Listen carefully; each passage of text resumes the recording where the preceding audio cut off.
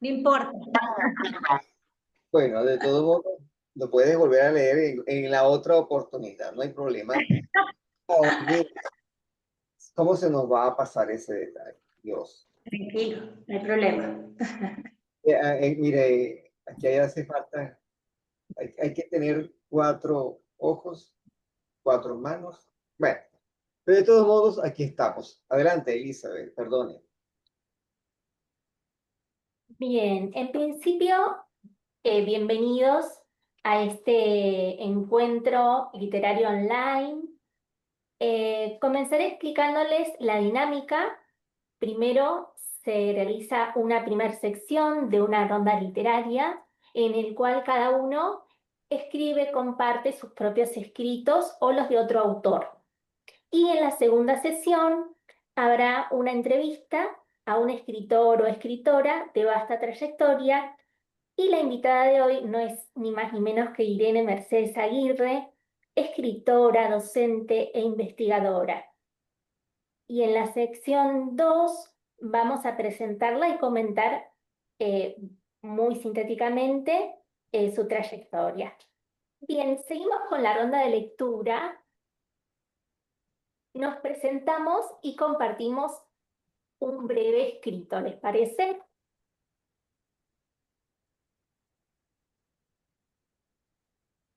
Veo en los participantes a Mariale Gamboa Bucarito, que es una escritora que yo admiro mucho. No sé si tiene Mariale algún fragmento para compartirnos. Hola, buenas noches, ¿cómo están? Gracias por crear estos espacios y por recordarme entrar cada domingo. Eh, bueno, puedo compartirle, déjenme buscar, no del libro, de los libros que he escrito, pero tengo un artículo que escribí hace poco para una revista. Es un poquito inclinado al área profesional, sin embargo, creo que todas las cosas pueden ser aplicadas tanto personal como profesionalmente, sobre todo ahora que se destaca mucho la marca personal. Se llama El ciclo invisible de la mentoría, cuando el cierre es en realidad el comienzo. Hay decisiones que se toman sin grandes anuncios, pero que marcan el rumbo de una vida. Creer que la mentoría nace el día que nos invitan formalmente a acompañar a alguien podría distorsionar o limitar nuestro punto de inicio. La mentoría en realidad se viene gestando desde mucho antes, en cada elección, en cada error, en cada acierto que nos ha moldeado y que sin saberlo se convierte en materia prima para guiar a otros. Imagina a un profesional, universitario o no, que ha dedicado décadas a un mismo oficio, lo ha visto transformarse, adaptarse a nuevas tecnologías, sobrevivir a crisis económicas, reinventarse frente a modas pasajeras. Ha masterizado su labor no solo con técnica, sino con criterio y con esa intuición que solo nace del tiempo. Y cuando su saber está en su punto más alto, cuando sus canas y arrugas podrían ser emblemas de experiencia y no de caducidad, el sistema lo jubila o él mismo decide dar un paso al lado. Aquí es donde muchas organizaciones revelan su verdadera inteligencia en gestión. ¿Qué hacen con ese talento que ya no estará en nómina? ¿Lo dejan ir con un café de despedida y un diploma enmarcado? ¿O lo integran estratégicamente como este mentor capaz de sostener, transferir y acelerar la curva de aprendizaje de quienes recién comienzan? Integrar a estos profesionales como mentores internos no es un gesto romántico, es una estrategia inteligente. Significa retener capital intelectual, acortar curvas de aprendizaje, transmitir cultura organizacional y reforzar identidad. La mentoría no es solo un acto de generosidad individual, es una decisión que, bien diseñada, puede transformar tanto a la persona que lo ofrece como a uno quien la recibe. Prescindir de la experiencia acumulada es como cerrar un libro antes de leer su último capítulo, el que conecta todas las piezas de la trama, el que le da sentido a la historia completa. Y para ti, que estás en ese momento en el que parece que el ciclo se cierra, pregúntate, ¿Quién eres cuando crees que ya no tienes un lugar en la mesa? Tal vez el verdadero legado no esté en seguir ocupando un cargo, sino en encontrar cómo tu experiencia puede seguir viva en otras manos. Puede ser incluso el inicio de convertir tu historia en un puente para otros. Las mentorías más poderosas no siempre llevan un título ni un programa formal. Nacen de una vida vivida con atención, de un conocimiento digerido y transformado en enseñanza, y de la disposición a estar presente cuando otro está en su momento más vulnerable, el inicio. El valor de esa experiencia es incalculable. La pregunta es, ¿qué hará tu organización con ese capital cuando esté listo para ser compartido? Y para ti, que estás al borde de un cambio, ¿cómo vas a transformar tu experiencia en algo que siga vivo más allá de tu firma en un contrato? Gracias. Excelente, Espectacular. Mariale. Muchas gracias por compartirlo. Una reacción chévere. Gracias a ustedes por escuchar, por seguir Gracias, dándome Lina. permiso a tener voz. Gracias. Bueno, ¿Una persona más que quiera compartir? Yo sí, por ahí. puedo, Viviana ¿Cómo Dersi, yo no? claro, sí, claro. voy a leer algo que escribí yo y se publicó en una antología. Se llama Por la vida sin etiquetas. Ella caminaba por la vida desde muy pequeña, sin etiquetas, sin prejuicios, libre como un pájaro, como integrante de su única y propia tribu. Nómade bajo la esfera celeste en el buen sentido, de bajo perfil, pero sobre todo con la convicción de haber llegado sola al mundo y con la intención de recorrerlo en ese mismo estado. Solitaria, de a ratos, y en grupos pequeños en otros tramos. Considerando dentro de los grupos pequeños a familiares tal vez, o las más de las veces, perfectos desconocidos que la vida le va presentando en cada etapa, como un árbol que repone sus hojas en cada primavera. Y esas hojas nuevas que agrega a su añoso árbol, sin objetivos previstos, aportan experiencias únicas y enriquecedoras que abren senderos nuevos a recorrer y dejan huellas luminosas a su ser. Sin importar cuánto tiempo material compartan o cuántos senderos recorran. Puede ser una sola conversación amable de pocos minutos, pero con la consistencia y el valor del tratamiento de un tema de interés mutuo, con miradas distintas. Puede ser un viaje compartido por pocos días, o un almuerzo, un té, el trabajo cotidiano, tantas situaciones que por algún detalle o circunstancia se destaca en ambas partes. Tal vez sea un lenguaje o sueño común, un respeto, un proyecto, una experiencia, la humildad, un sentimiento. En este sentido, no hay reglas para la comunicación y el entendimiento. Basta la conexión. El vínculo se forma y el placer que se siente. Lo que también se traduce en seguridad y confianza mutua, indescriptible con palabras. Eso que se consigue siendo una misma, en esencia, persona, sin anteponer el yo soy.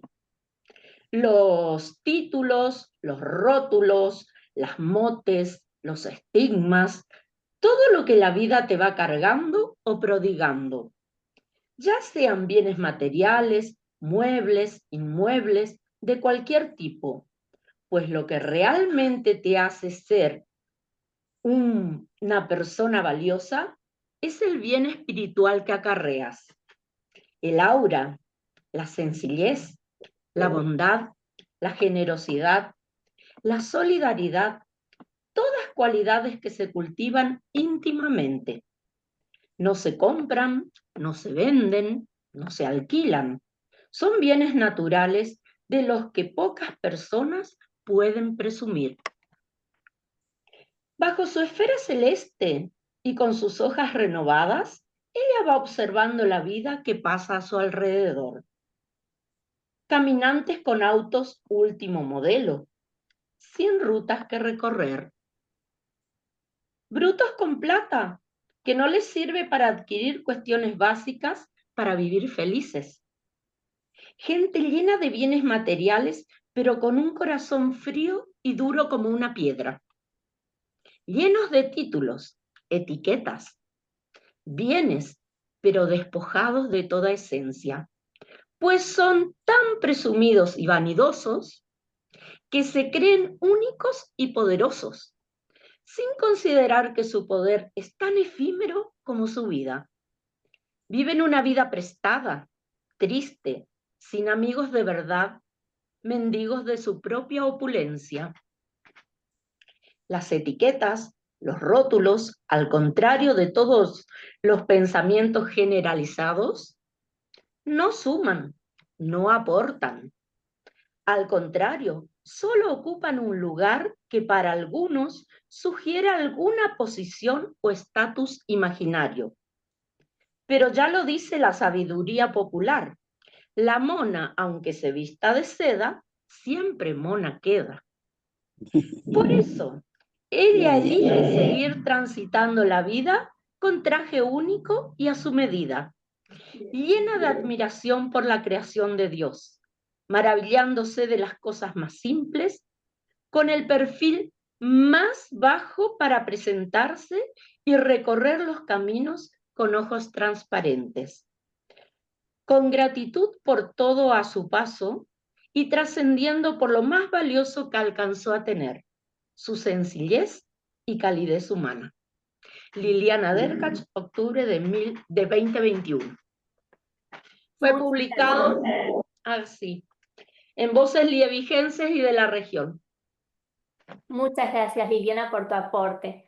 Cerramos Gracias. así la ronda literaria, ¿sí? Los que se quedaron con el interés de compartir su escrito en el próximo encuentro literario lo harán sin ningún problema, ¿sí?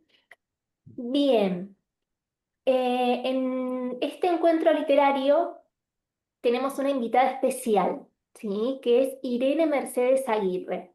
En principio, Irene, muchas gracias por aceptar la invitación. Es un gran placer estar aquí, así que Bien, me gustaría comentarles la trayectoria muy resumida de ella. Es argentina y reside en Buenos Aires, docente universitaria e investigadora, escritora y poeta mundial por el humanismo y la paz. Es autora de múltiples poemarios individuales, ensayos, cuentos, relatos y prensa escrita. Entre sus obras individuales se pueden citar Mi ser en el tiempo, Mirador de dos mundos, Las eternas preguntas y Diálogos en el camino, entre otros. Por otra parte, figura en variadas publicaciones literarias en su país y el exterior y ha sido traducida en diversos idiomas. Ha recibido numerosos premios y distinciones por tales actividades. Pueden citarse, entre muchas otras, Premio Líneas de Oro 2024, otorgadas por CIL, Cámara Internacional de Liderazgo, en Miami, Estados Unidos, por su liderazgo humanístico por la paz mundial. También podemos mencionar Letras de Oro de Iberoamérica, de Los Ángeles, USA, 2014, Faro de Paz Universal, CIPEA Tijuana en México 2015, Premio Santa Clara de Asís, Prensa Escrita, Cinta Azul Bienal de Honor en Poemario Inédito, ACESCA 2002, distinguida finalista del Premio Mundial de Poesía Mística, Fernando Riego Madrid, España, 1998, 2002 y 2014. por su labor en favor de la cultura de la paz en el mundo, expresada tanto en las actividades académicas, la docencia y la investigación, como en la labor en el campo de las letras, expresa un profundo humanismo.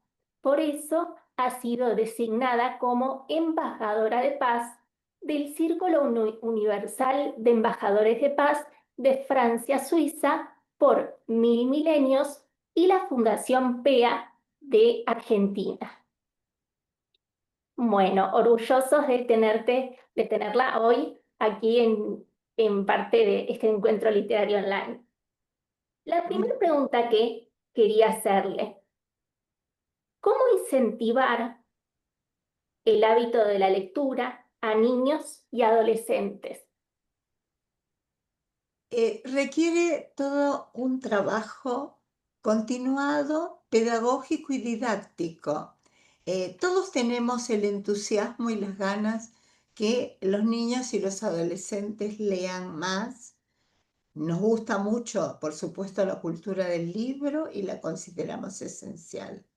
Pero si bien tenemos la mejor de las inclinaciones para eso, tenemos que interpretar que debe tener una organización ese camino para incentivar el hábito de la lectura. Tiene que estar organizado, pautado, en forma sucesiva, creciente, de interés cada vez mayor. Imaginemos, por ejemplo, que queremos que un niño se acostumbre a leer un pequeño texto y no le interesa, está en otra con la tablet, los celulares y todo lo que venga. Pero podemos incentivarlo si nosotros nos esforzamos para que tengan la posibilidad de ver la dramatización de ese texto. Es decir, hacerlo vivo al texto. Es uno de los trabajos que tenemos que hacer los mayores para que los niños tomen interés. No basta con leerle algo, sino habitarlo a ese algo. Y para ello es necesario no leer simplemente, sino aprender a co-leer. Mientras estamos leyendo, el niño tiene que aprender el esfuerzo y el interés por ser partícipe de eso que está leyendo. No es simplemente que lea algo, sino que tiene que estar con toda la claridad, la explicación y el entusiasmo. Si decimos, Caperucita Roja iba por el bosque, cortaba las flores. ¿Cómo huele esta, Violeta? ¿Cómo huele tal otra cosa? Y detrás de un árbol se asoma el lobo. No es lo mismo que si leemos las cosas de corrido, por encima, sin habitar la palabra. Esa es una cosa que es fundamental y forma parte de una psicopedagogía para los niños, como un ejemplo apenas. Otro es dramatizar cualquier cuento, por ejemplo, El Principito. ¿Qué hacemos con El Principito? Volvemos protagonistas a varios niños que estén allí presentes. Uno tendrá una función, el otro. Podemos darle una parte del texto para que no sea muy largo en líneas generales, pero sentir la protagonización de algo que está escrito en el papel hace que vuelva a tomar vitalidad lo que escribió el autor, en este caso Antoine de Saint-Exupéry. Entonces eso va metiendo en el niño el entusiasmo por ver que no se trata de hojas nada más que tienen palabras a las que le presta poca atención, sino puede interpretar el universo del autor que ha escrito eso. Allí tendríamos una magnífica oportunidad para fijar la atención de los niños y de los jóvenes. Pero eso sería lo que generalmente todos podemos interpretar que habría que hacer. Organizar los contenidos para poder brindar las bases pedagógicas y didácticas para que el niño sienta el interés. Otra de las formas es llevarlos a una librería, así sea una librería de viejo, como le llamamos, no de libros que acaban de salir, sino de libros clásicos, libros usados, a los niños desde pequeños. Elogiar las hojas, aún sin interpretar mucho, ya es un motivo de interés. Yo llevaba a todos mis hijos a librerías a pasear. Y recuerdo que estaban surgiendo, por supuesto, los sistemas más actuales, pero sin embargo nunca perdieron el hábito de leer por un lado y al mismo tiempo manejar con bastante fluidez los sistemas virtuales que van apareciendo a cada momento. Eso puede ser otra cosa, un paseo magnífico que podemos coronar con un rico helado, por ejemplo, o un chocolate con los niños y se convierte en un hábito. El hábito de la lectura no es solamente el hábito de la lectura, es los olores, las incitaciones, las palabras, las risas compartidas, la dramatización entre todos. Es la fruición de la lectura el tema. ¿Cómo poder motivar a niños y adolescentes, cada cual con las instancias propias de cada época, para que se sientan motivados para la lectura? Parece difícil y no lo es, si es una tarea de este tipo, fíjense, familiar primero. En casa siempre hay alguien más predispuesto a hacer ese esfuerzo. En la escuela, por supuesto. Con los amigos, aprender a trabajar así en conjunto con la incitación de alguna persona a la que le guste particularmente eso y los pueda hasta ciertamente coordinar a un pequeño grupo de un barrio, de una calle, de un lugar. Y por el otro lado, en el ámbito municipal, las bibliotecas han ido desapareciendo y en su lugar está la civilización de la imagen en la que tenemos que ir a ver los CD, las películas, que está muy bien seguir haciéndolo, pero dosificando, aprender el ejercicio del equilibrio de lo que el niño ve, que esté mal. Todo puede ser visto.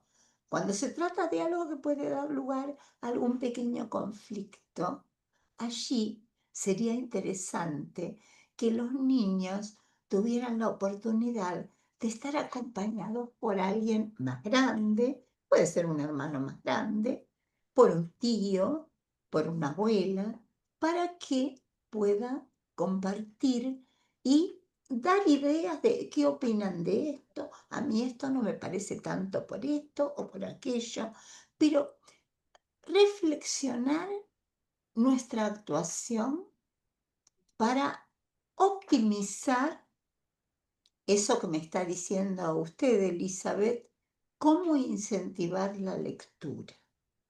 Eso sería en un plano general lo que acabo de decirle, que luego completaré si vemos nuevos elementos para conversar. Perfecto, Irene. Aquí en el chat nos dice Liliana Karen que en el nivel inicial trabajan mucho con esta cuestión de renarrar, dramatizar, asumir los roles de los personajes del cuento. Me gustó mucho, dice, eso de habitar el cuento. Y María L. Gamboa Bucarito dice, sin habilitar la palabra, Me encanta, con intención y atención, habitar el universo del autor. Liliana Karen dice, otra actividad que atrapa a a los niños es recrear el cuento. Y Liliana dice, por la vida sin etiqueta logras resaltar el día a día con sencillez y profundidad. Felicitaciones y gracias por compartir. Bien, la segunda pregunta, que es de otro tema, ¿no? De la literatura. ¿Qué tiene que tener en cuenta un escritor aficionado al publicar un libro?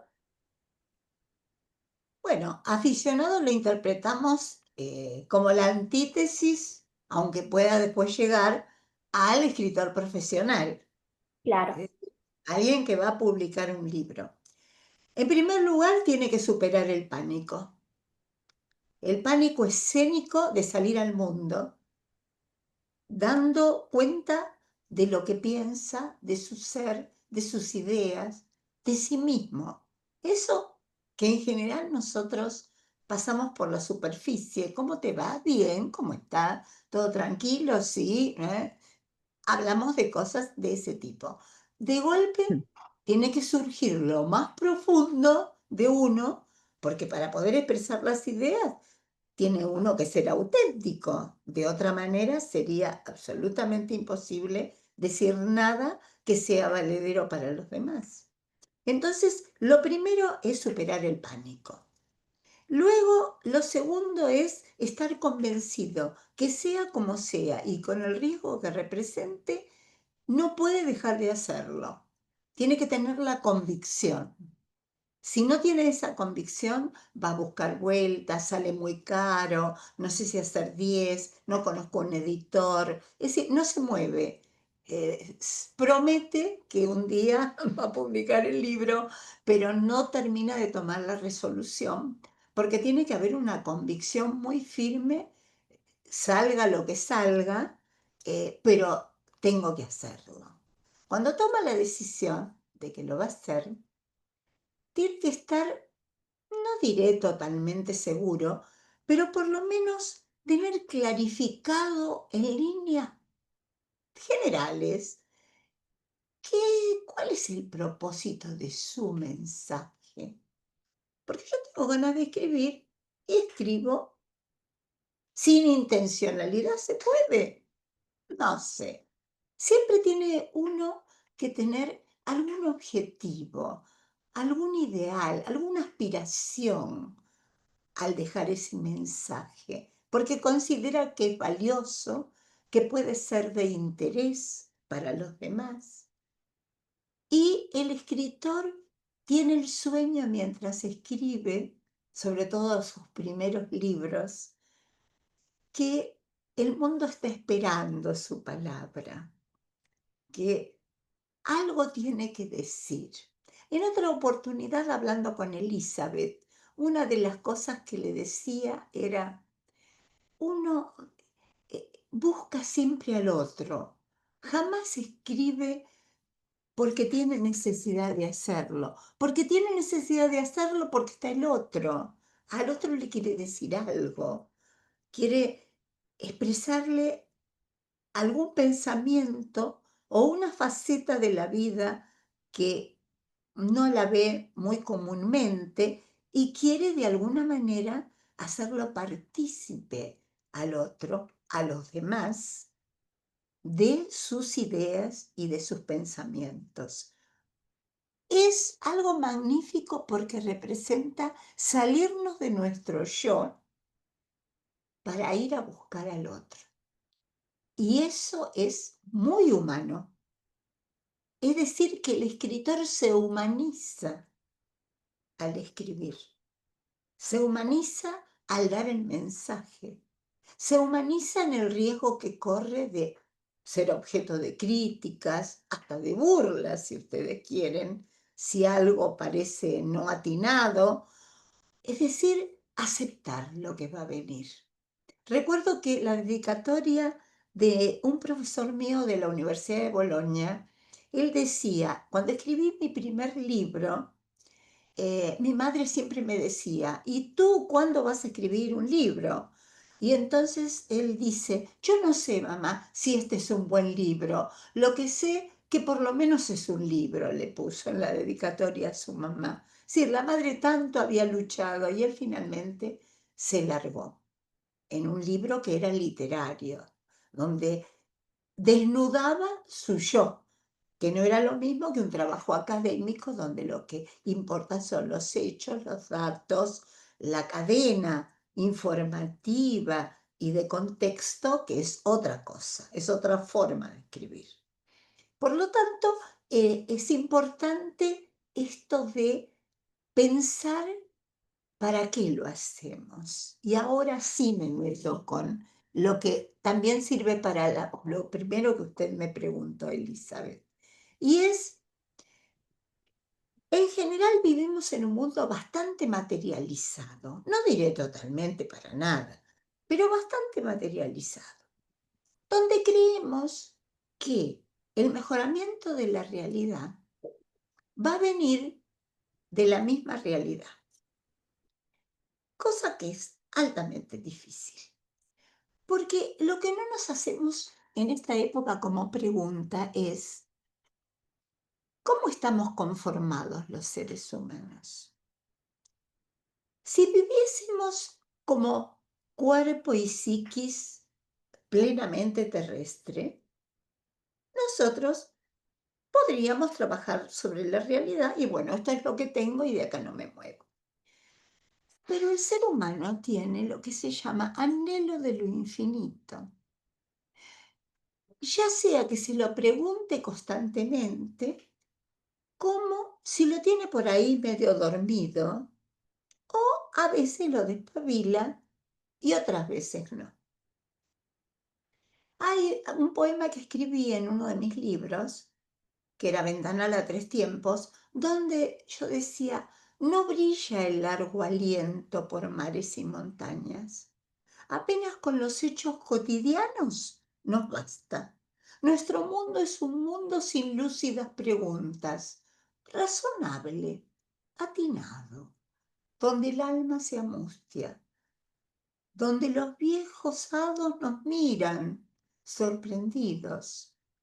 Caminamos apenas arrastrando los pasos. Es decir, ya veía yo hace muchos años esta especie de achatamiento de las palabras en los discursos, en las charlas, en los escritos. Se pueden publicar millones de libros en el mundo, pero esa palabra viva, que es capaz de hacer un gran escritor, es difícil, porque hay que poblarla, otra palabra importante. A la palabra hay que poblarla. Y si yo la pueblo con la cargo de significado sobre la realidad, ¿no es suficiente? No. Porque somos cuerpo, psiquis y somos una raíz metafísica. El que es religioso puede atribuir a Dios. El que tiene sus dudas sobre ese tipo de pensamiento puede atribuir a que el universo es inmenso y evidentemente es cierto que la energía del universo es la que nos da esta posibilidad de la atención vital que nos pone en acción, pero es otra cosa.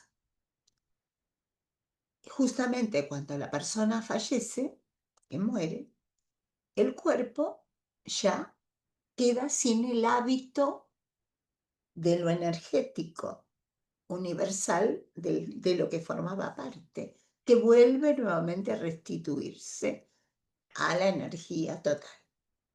Entonces, en ese sentido, nosotros no podemos hablar y habitar las palabras solo con la realidad concreta que vivimos todos los días. Hay otra dimensión paralela a esta de la realidad, que es una dimensión que alguien mencionó por allí, dar sentido. es la dimensión de sentido, del para qué, del por qué es que hacemos las cosas. Por ejemplo, digo, tendría ganas de cambiar la cocina de mi casa. ¿Por qué? Entonces tengo que fundamentarlo. ¿Para qué? También tengo que fundamentarlo. Y luego, una vez que estoy convencida de la necesidad, porque tiene muchos problemas A o B, puedo ir a hacerlo. Lo hago solamente porque es más práctico para cocinar, para no tener problemas como antes, o lo hago también porque es una satisfacción trabajar en un clima que no tiene tensión terrible todos los días, porque no me funcionan bien las hornallas o porque la pared está húmeda y hay olor en la cocina que me pone nerviosa o miles de cosas que me están entorpeciendo en la realidad concreta y que el sentido me explica que la paz interior en la vida cotidiana es importante. Hay que recuperar lo que se llama la dimensión de sentido, el para qué de nuestras acciones, para después llevar eso, y a la par, si se quiere, a realizar la acción. Por eso, cuando quieren alguien mejorar nuestro tiempo, nuestro discurso, nuestra actividad, colocando más recetas de la propia realidad y desechando la parte metafísica de la que somos mitad y mitad, integrada en todos los genes, en todas las ideas, en todas las cosas, allí es donde nos equivocamos. Entonces, para los niños, para el hábito de la lectura, los contenidos deben estar habitados. Tienen que ser aquellas cosas y pensamientos, sentimientos, emociones, valores que pertenecen a la dimensión metafísica del para qué. Y agregarle el interés de la vida real al niño para que pueda hacer las cosas con más optimismo, con más ganas, entendiendo el contexto total. Eso sería lo que se llama un paradigma de pensamiento complejo, donde Claro. superamos la disyunción, el esto o aquello, blanco o negro, alto o bajo. No, alto y bajo, blanco y negro. La I que une y no la O que separa. Por eso decimos, me recibí de abogado, me recibí de tal cosa. ¿Y qué opinás viste que el puente no sé qué? No sé, yo no sé nada de ingeniería. No necesito saber el cálculo para hacer un puente, pero tengo que tener una idea general del conocimiento dentro del cual puntualmente manejo, tengo la expertise de lo que yo puntualmente estudié. Pero eso no me libera de que yo tenga un contexto mayor para darme idea de que formo parte de algo mucho más grande y solo estoy dándole esta parte, pero esta otra la tengo dormida o anulada casi. ¿Saben cuál es la cosa importante de toda esta charla? Y no hay nadie a quien le falte esa parte metafísica. Es solo volver a reconocerla. Podríamos sintetizarlo diciendo, volver a reconstruir un discurso habitado vitalmente por las palabras, un discurso humanístico. ¿Para qué? ¿Para quedarnos ahí? No. Para la toma de decisiones en la realidad. Todo lo que pueda hacer un escritor, todo lo que sea crear hábitos de lectura, todo lo que se les pueda ocurrir, tiene que estar habitado, vivificado por la colectura, por la lectura comunitaria, por las dramatizaciones, como muy bien dijo la docente, por teatralizaciones, por todo aquello que coadyuva, ayuda a que se pueda poner en práctica otra forma de mirar el mundo, sin desechar las formas de las que hemos aprendido. Tenemos que agregar ahora la complejidad de trabajar con esas dos facetas fundamentales de lo humano. Excelente, Irene. En el chat nos dice Liliana, cuánto disfruto de lo que expresa Irene. Gracias por expresar tantos valiosos consejos. Y la próxima pregunta que se relaciona mucho con la anterior. ¿Qué piensa acerca de los avances de la inteligencia artificial en el contexto de la escritura y la creatividad?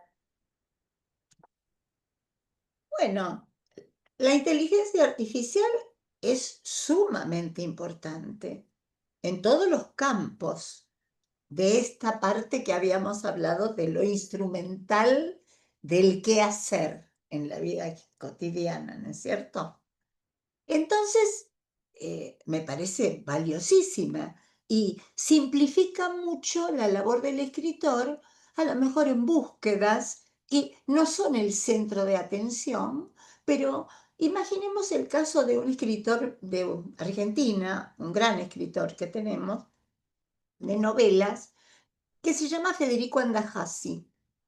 Él escribió un libro precioso hace varios años que se llama El secreto de los flamencos. Los flamencos se refiere a los pintores flamencos, ¿verdad? Pongamos un ejemplo, Van Eyck, por ejemplo, ¿no? Y entonces, ¿qué hizo? Simplificó muchas cosas porque tenía que contar cómo era el modo de trabajo de los pintores, cómo era la combinación de los colores, cuál era el secreto que debía develarse en la novela. Es decir, hay montones de cosas que necesitamos información precisa, puntual, dato, y la inteligencia artificial es una herramienta fantástica para poder trabajar así, liderada por la humanidad, que es la que está creando. La que crea es la humanidad, porque tenemos qué cosa que dije hace un rato, la raíz metafísica, que es de donde nos viene todo este pensamiento que quiere alimentarse siempre de infinito cuando lo ponemos en marcha. Nosotros nunca nos quedamos quietos. Nosotros hemos logrado una cosa, ya estamos buscando la que sigue. Resolvimos un problema, ya tenemos que atender a otro. La vida es acción y resolución de conflictos. Ahora, en una cosa tan importante como esta de que estamos siempre motivados a la acción, fíjense la importancia que tiene utilizar estos dos aspectos, el qué, el para qué, el por qué de la parte de dimensión metafísica y el cómo lo hago de la realidad concreta en la que vivimos. Con esa riqueza en diálogo se llama dos dimensiones en diálogo permanente. En un diálogo que no es agarrarse de los pelos, matarse, porque entonces no sale nada. Tiene que ser como una búsqueda de equilibrio entre ambos para finalmente llegar a un acuerdo determinado que se vuelca a la realidad. Eso sería la cultura de la paz, de la que hablaron en algún poema hace un ratito magníficamente. Es decir, una cultura de paz involucra la puesta en acción en las palabras y en los hechos ¿de qué? De los valores, la solidaridad, ¿no es cierto? La noción de que uno es todo, todos estamos en uno, somos parte del conjunto, el conjunto es la que encierra y habita un fragmento, en el fragmento podemos encontrar la significación del total, es decir, todas estas nuevas conformaciones lingüísticas sirven justamente para dar cuenta de estos dos universos que poco usamos. Les pido que reflexionemos tranquilos en casa si es verdad o no lo es y me dirán que verdaderamente es así. ¿Y por qué los que escribimos podemos intentar hablar un poco más de todo esto? Porque nos conocemos.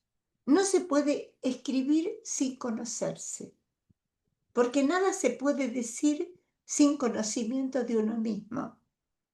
Entonces, estamos como más avanzados en esa búsqueda, en esa indagación, que las personas que están en otros ámbitos de trabajo, de profesiones y demás, por allí no tienen necesidad de utilizar tanto o están ocupadas con otras cosas. Entonces, la alerta tiene que venir ¿de quién? De nosotros, de los que estamos más, puede ser un filósofo, puede ser un metafísico, un epistemólogo y por supuesto los escritores. Los escritores y jugamos en el tiempo, en el buen sentido de lo lúdico, porque ahora esto le contesto a la primera pregunta. Es necesario conservar los ojos del asombro como un niño, la inestabilidad emocional, pero que con todos sus problemas, el adolescente, al dejarlo salir, está de alguna manera abriendo su yo. Dos maravillosas cosas que podemos aprovechar. Y eso solo se conserva si tenemos esa frescura toda la vida de los ojos del asombro, que nos siga maravillando el mundo. Les contaré una pequeña infidencia mía. Cuando hace poco bajó el rover sobre Marte, yo miraba a la NASA mientras se iba a producir el descenso. Y se veía un pequeño puntito ya, muy cerquita de Marte, y hablaba un señor de la NASA, un científico que nos iba contando experiencias. Y decía, ahora va a haber 20 minutos que no vamos a poder ver el rover. ¿Por qué? Porque entra en el proceso del viento tremendo que hay en Marte, pero es un viento que cubre el planeta y que no para, y que es muy probable que pueda hasta destrozarnos el rover, que era el aparato que iba para poder posarse. 20 minutos no tendremos información. Vamos a tratar de rezar, no sé qué dijo el científico, o charlar entre nosotros para bajar la tensión. Bueno, esos 20 minutos estábamos todos conectados espiritualmente, porque estábamos fuera del planeta, viviendo esa experiencia, a ver si se daba o no se daba. De pronto pasaron los 20 minutos y dice, señales del rover de nuevo. Había logrado pasar semejante prueba. Muy bien, cuando se acerca el rover sobre Marte, la sombra del rover se refleja sobre el suelo. Fue para mí, que soy escritora, y seguramente para muchos de ustedes que aman lo literario o son también escritores o poetas, es un instante excepcional, extraordinario, porque nos da enormemente un sentido cósmico de lo que fue capaz de crear un ser humano que baja a tanta distancia. Así que utilizar las dos facetas que nos componen es tarea principal. Brillante, Irene. Nos dicen acá en el chat, le dicen qué belleza, sus palabras son un bálsamo. Y también le dicen, y constituyen un manantial de sabiduría y fuente de conocimiento, agradecida profundamente. ¿Cuánta Agradezco yo. importancia tiene la conexión? Bien. Eh, mm, ¿Cómo notar si se posee el talento de escribir en letras si no lo ven como una pronta salida laboral? ¿Se me pudo escuchar Sí, bien? se escucha mal, pero entendí la pregunta. Eh, ¿Cómo saber si uno tiene talento? Bueno, en principio puede venir tardíamente las ganas de escribir. Sí, sí, por supuesto. Y entonces uno dice, uy, descubrí tardíamente que mis cuentos gustan o mis poemas o lo que sea. Pero salvo casos excepcionales en los que se da eso, y en general es producto de una experiencia de toda la vida. Eh, Hay una inclinación por la literatura, por escribir, por dar manifestación de los sentimientos, del amor, de los valores, de lo que fuere, que ya se refleja en alguien hasta de cuando es niño. Eso ya he visto varios casos y en mi propio caso, a los 12 años le hice un soneto a mi madre, que se lo puse escrito con mi mano y con unas florcitas y un moñito que le hice, y agregué a mi hermano, que era muy pequeño, y como parte también, porque era de la familia, y mamá lo hizo encuadrar, y lo tenemos todavía hoy en una de las habitaciones. Así que ya tenía la vocación, ya la tenía, pero luego, si uno tiene por lo menos ese matiz talentoso, si se quiere, para poder decir algo, luego hay que trabajarlo. Recuerden que la literatura, como cualquier otra cosa, requiere 90% de trabajo y 10% de talento, dicho en forma irónica, simpática, pero queriendo decir, no basta con que seas talentoso, si no lo trabajas, ahí queda. Y entonces hay que leer muchísimo, leer cosas de todo tipo, tratar de no encuadrarse solo en una cosa, sino siempre sentir interés por conocer y aprender, y divulgar y enseñar. Por lo menos ese es mi criterio y siempre he tratado de hacerlo. Hago una investigación, luego voy al aula, comento con los alumnos, se arma un pequeño debate, les llevo el material y conversamos y enriquecemos toda la propuesta, y a otro se le ocurre otra cosa y la va a traer en la próxima reunión, en los Ateneos. Es decir, eh, es un trabajo arduo, pero no es arduo como peso, como una obligación, porque es placer. Es impresionante cómo nutre al que tiene capacidad de escribir, cómo lo nutre como persona y cómo lo ayuda a entender a los demás. Porque hay otro pequeño secreto, que muchos lo saben, que es, yo me conozco mejor a mí misma. Qué bien, buenísimo.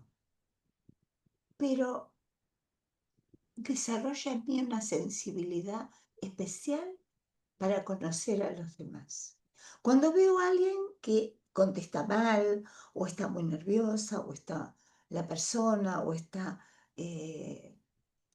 en condiciones de efervescencia, de ira o de lo que sea, como me conozco, sé lo que es esa tensión por algo que nos molesta, porque le presto atención, puedo entender lo que le pasa al otro. Y a lo mejor puedo contribuir para bajar los decibeles, como decimos, tratar de serenar las cosas, y en vez de hacer escalada de conflicto de 1 a 2, de 2 a 3, y así subo hasta la guerra, o por el contrario, bajo, resuelvo el conflicto con el otro, con la otra persona o con las otras, tratando de encontrar un parámetro común donde poder dialogar. Incluso disputar, porque ustedes saben que la disputatio significa dar ideas confrontadas, pero no significa violencia. Disputar es algo perfectamente natural. Cuando dice hay una disputa, uno ya se imagina todos tirándose el plato por la cabeza. No es así. Una disputa puede ser una disputa académica, una disputa poética, disputas de todo tipo. Hace poco estaba leyendo en la web justamente una disputa muy interesante entre Jorge Luis Borges y un escritor mexicano famoso, ¿no es cierto?, como era Octavio Paz, que discutían que si le gustaba uno tal poeta y por qué, y el otro tenía la contraargumentación de otra parte de la biblioteca diciendo que no. Era apasionante ver esa disputa. Así que creo que es muy importante que uno se forme, que se forje, que en parte lo consigue escribiendo, pero no se puede escribir porque sí. Uno escribe porque tiene fundamentos, porque tiene argumentos, porque tiene algo que lo ha motivado. Y eso solo se consigue con este acercamiento a las palabras, al lenguaje, que es maravilloso. Y además le recomiendo a todo el mundo que no deje de aprender otra lengua, la que le guste, la que le parezca más afín, pero es maravilloso entrar en contacto con otras lenguas, porque nos permite mirar el modo del enfoque de los sentimientos, por ejemplo, en una poesía. Recuerdo que hice hace poco una que decía que luego de hacer todo un ejercicio, uno llega con más esperanzas en su corazón, pese a todo. Y en inglés era, ¿no es cierto?, en ese caso, with hopes in my heart, ¿no? Decíamos nosotros, despite everything. Y me fijé en la diferencia que había en el modo de decir eso, ¿no es cierto? Entonces, es como que confrontar con otro idioma es casi entrar en otro universo de significación cultural de las palabras y también es muy rico. Así sea que aprendamos lo básico, pero ya nos enriquece, más allá de ir a la universidad donde por suerte tenemos algunos idiomas incorporados, pero les recomiendo que traten de aprender un idioma porque también nos va a ayudar a poder hacer esto para la analogía, para la antinomia, para la paradoja, para todo lo que después vamos a expresar en lo que escribimos. Y es necesario que lo hagamos viendo lo distinto, pues esta es también una buena posibilidad.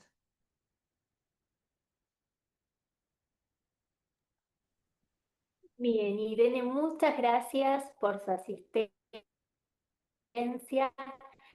Nos dicen aquí en el chat una invitada de lujo, discurso enriquecedor, un lenguaje amigable y entrañable, que definitivamente conecta, inspira y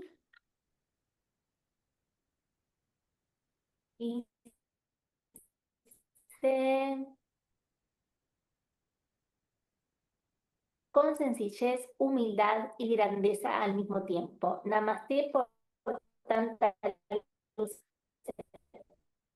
Gracias, se escucha muy mal, pero de cualquier Bueno, creo que manera, es el sentimiento y el pensamiento de todos. muchas gracias a todas. Ha sido Ahora un honor me puedo estar escuchar con bien. ustedes. Sí, vamos a ayudar a Elizabeth porque se le está... Igualmente, Irene, muchas gracias por todo. Sí, Gracias, Elizabeth. Gracias, Martín. Gracias a la doctora coordinadora. Gracias a todos. Un abrazo.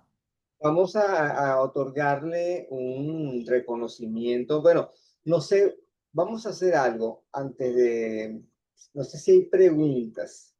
No sé si estará dispuesta a unos minutos más para preguntas, doctora Irene. ¿Cómo no? Pero por favor, ¿sí? Sí, perfecto. Entonces, eso es maravilloso. ¿Alguna pregunta que quieran formularle a nuestra invitada? ¿Algún comentario? Bueno, nos dimos un banquete. Nos dimos un banquete. Estupendo. Maravilloso. Formidable. Liliana, adelante. A mí me encantó lo que explicó sobre la IA, porque yo particularmente decía, ¿para qué un escritor se va a valer de la IA? Si lo que yo quiero justamente es expresar mis sentimientos, mis pensamientos. No quiero que alguien piense por mí, pero con lo que Irene explicó, entiendo que uno se tiene que servir de la IA como herramienta para enriquecer lo que yo pienso Ujú, y encontrar más argumento. ¿Es así? ujú. Bueno, Más datos, más información exacto. precisa, porque justamente el escritor, como vaga en otra dimensión también, Y en entonces, muchos tiempos. claro, tiene muchos tiempos y juega con el tiempo incluso para todos lados. Es maravilloso lo que se puede hacer. Somos libres. Eso es. ¿Qué somos los escritores? Seres libres. Libres. Bueno, Totalmente yo no libres. lo pensaba, perdón, desde la dimensión que usted nos presentó. Y me encantó el ejemplo porque ahí me cayó la ficha. Gracias. No, un placer. Gracias a usted. Un privilegio para mí escucharla y enriquecerme con tanta sapiencia. Sí, Gracias. Marbella, antes que te retires, gracias Lilian, Liliana. Doctora, antes que te retires, Marbella, ¿será que abrimos un momentito la cámara para una foto y continuamos? Doctora Díaz, ¿te quería también formular alguna pregunta o hacer un comentario? No, solo agradecerle a la doctora por su maravillosa exposición. Me conectaba mucho con esas clases que yo doy con mis niños, que lo hago de la forma en como lo iba explicando, y es la mejor manera de enseñar, hacer que ellos intervengan, que ellos participen, que ellos se sientan protagonistas, y para eso también las fábulas son maravillosas, que hacen que definitivamente ellos imaginen un mundo, y la imaginación es tan importante cuando estamos leyendo, es tan importante para que eso se impregne como parte del conocimiento. Y es allí donde también con la fábula nosotros apelamos mucho a los valores que deseamos inculcarle a estos niños, y hacemos que ellos definitivamente crezcan con una visión diferente. Así que la escuché, y definitivamente me veía reflejada cuando estoy precisamente con mis alumnos dando mis clases. Qué lindo, qué Gracias. lindo. Me estaba acordando ahora que hablaba nuestra colega, docente, que había una que era el cerdo, la mona y no me acuerdo quién más era, el tema de bailar y pretender falsos honores.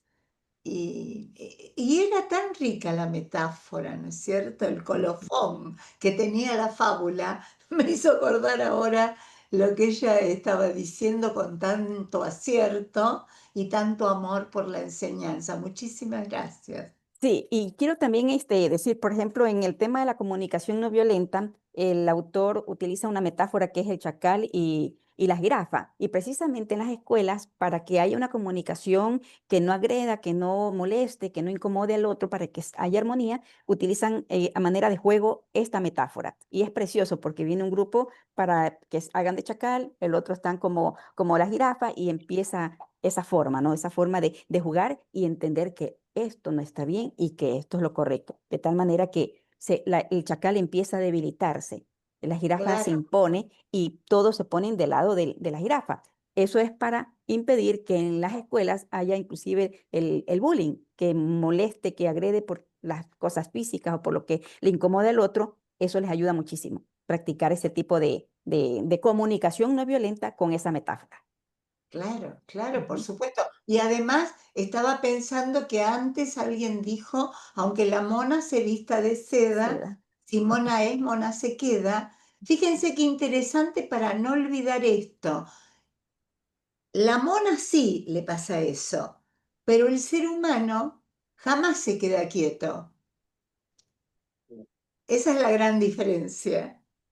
¿Entienden? No puede quedar inmovilizado con su dimensión metafísica. La tiene ahí, adormilada, si se quiere, poco trabajada, pero es la característica de lo humano que está allí a la mano para tratar de despabilarla. Así que les propongo que difundan ideas y piensen con ustedes mismos y con su cabeza cómo darle forma a todas estas cosas para ayudar a un mundo mejor. Porque ese es el objetivo. ¿Qué vamos a dejar nosotros? Una palabra, un libro, unas ideas que sirvan para todo. Habremos cumplido con lo que tenemos que hacer. No pasar por la vida en forma anónima y sin dar nada, ¿verdad? Eso es. Totalmente. Gracias, doctora Lilia. Gracias, doctora Irene. Mariale había levantado la mano. Mariale, ¿ibas a comentar? ¿Ibas a decir algo? Sí, quiero agradecer el espacio y felicitar a Irene por su intervención. Es fácil ubicarse en escenarios, viajar en el tiempo, recoger vocabulario, ponencia, ¿no? Y eso es bien interesante. Al principio, cuando comentaba y que lo trajo a colación Dilia también, es la intervención que podemos hacer con los niños, ¿no? En una Ujú. oportunidad estuve dándole clase a niños de 5 a 10 años y las clases eran niños de esa edad que las mamás estaban buscando que se incorporaran al idioma inglés. Entonces, pues trabajar con los niños tiene su diferencia, hay que mantenerlos atentos, se distraen muy rápido, hay que ser un poco proactivos, hay que hacerle actividades, juegos. Y en esa oportunidad lo que hacía era, les leía cuentos, les leía historias de las que ellos se habían relacionado, que ellos ya conocían. Y lo que hacía era, dentro de la narrativa, les incorporaba palabras en inglés que sabían que era un momento crítico dentro de la historia, para que ellos pudieran recordar y crear como un anclaje en esa palabra, sabiendo que en ese contexto ellos podrían ubicar esa palabra en cualquier otro espacio, porque ya sabían, de acuerdo a la historia que le había contado, que ellos ya se sabían, les colocaba frases o palabras en inglés. Y la narrativa se las hacía vivida, o sea, si había un grito de sorpresa, si había alguien que estaba corriendo y hablaba, todo eso lo gesticulaba verbalmente o físicamente. Y eso lo hice en este momento, primero por la intención de practicar mi inglés, de practicar mi parte de docencia, y porque no estudié docencia, y por también involucrar a mi hija en ese entonces, que era la única que tenía, en la lectura de alguna forma, porque aun cuando tengo algunos libros en mi haber, no soy una persona que se caracteriza por ser una lectora constante de manera de leer, sino que lo mío es más auditivo. Yo escucho libros en vez de leerlos. Entonces, mi intención era, bueno, ¿cómo hago que mi hija se involucre en la parte de la lectura y del idioma también? Entonces, hicimos ese trabajo, o hice ese trabajo con estos niños, y eso hace más de 20 años. Y luego me di cuenta que aunque no era mi intención, fue de manera inconsciente, mi hija desarrolló un amor por la lectura Está. que lo ha mantenido hasta ahora, hasta el punto de que me puede decir qué autor le parece mejor, porque se ha vuelto una crítica de la lectura. Y esto lo digo con la intención de que sí funcionan, que parece que no estuviesen dando frutos al momento, posteriormente, cuando es decisión de ellos, algo queda. Entonces, hay momentos en que me dice, mamá, ya he leído esta serie, pero este autor vale la pena mejor leerlo en físico. Hay que comprar el libro, necesito el olor al libro.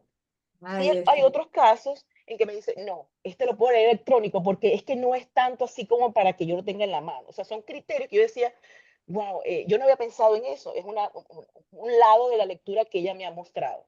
Y a consecuencia de eso, mis hijos se llevan 9 años de diferencia y mi hijo de 9 años, al ver a su hermana leyendo, él pide los domingos, cada 15 días, ir a la biblioteca a buscar libros.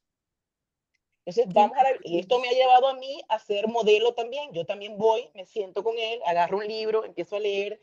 Me ha ayudado a mantener la atención, porque la razón por la que no leo es que mucho tiempo sentada o en una lectura me distraigo, entonces prefiero escuchar y caminar. Y es la manera que yo he aprendido que me identifico con el aprendizaje. Entonces, él me ha ayudado a calmar esa parte de mí, poder dedicarle tiempo a la lectura. Entonces la conversamos. Mi hijo de 9 años, los dos han escrito sus piezas, sus pequeños libros, pero en el libro del niño de 9 años, en el momento en que yo empecé a escribir el libro, en mi primer libro, dije, bueno, ¿cómo puedo hacer para que también sea un momento de que los niños, ¿por qué los niños no empiezan a escribir desde pequeños? ¿Por qué tiene que ser un descubrir a la edad adulta y catalogarte como escritor? ¿Por qué el niño no puede como ir trabajando con eso a medida que va creciendo, así como va para el colegio? Entonces, creé un ebook pequeñito como prueba, donde colocaba 6 capítulos, donde son narrativas, preguntas, reflexiones en diferentes escenarios, donde ellos pueden identificar si es naturaleza, si es un sitio oscuro, si es un sitio claro, si están tristes, contentos, preguntas que le van a obligar a ellos o lo van a llevar a escribir su propia historia a través de preguntas. Y lo apliqué con mi hijo y funcionó magníficamente.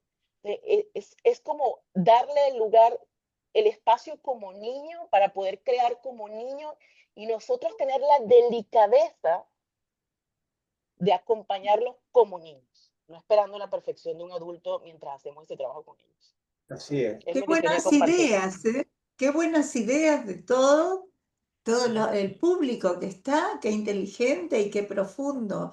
Me encantó realmente. Muchísimas gracias Sí, por no, y su eso también compañía. comentaba mi profesora de inglés. Cuando pequeños también nos leían unos cuentos y también palabras en inglés, y eso es maravilloso. Vamos a proceder a entregarle un certificado, un reconocimiento, doctora Irene, en nombre de la Corporación Internacional de Conferenciantes 5, en nombre también de el grupo literario Fénix. Vamos a colocar aquí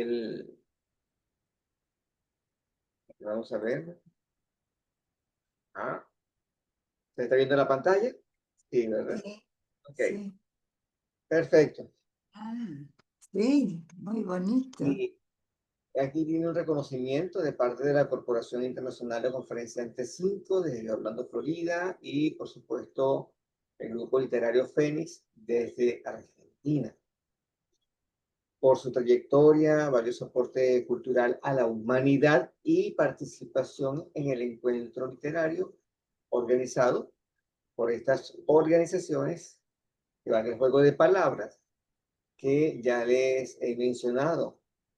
Orlando, Florida, hoy, 28 de septiembre de 2025, nuestra amiga Elizabeth, CEO del grupo literario Fénix, y este servidor como CEO de la corporación.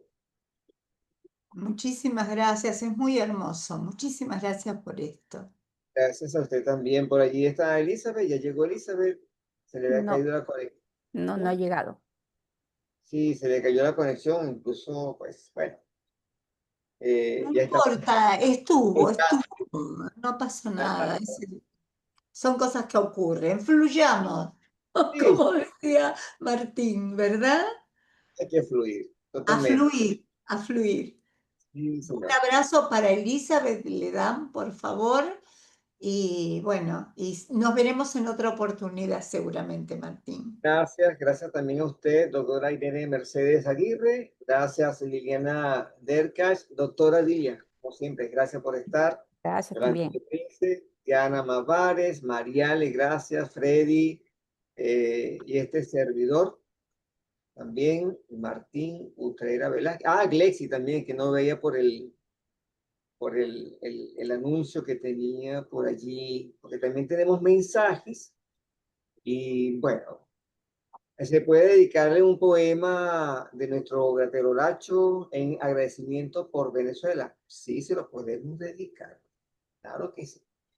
Y Diana dice, yo sostengo que aún transitando la era digital, el formato papel es maravilloso y se disfruta de otra manera también, de acuerdo con usted, amiga Liliana.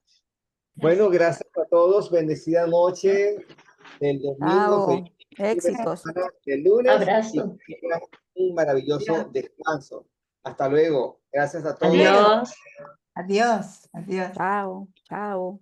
Chao. Bueno.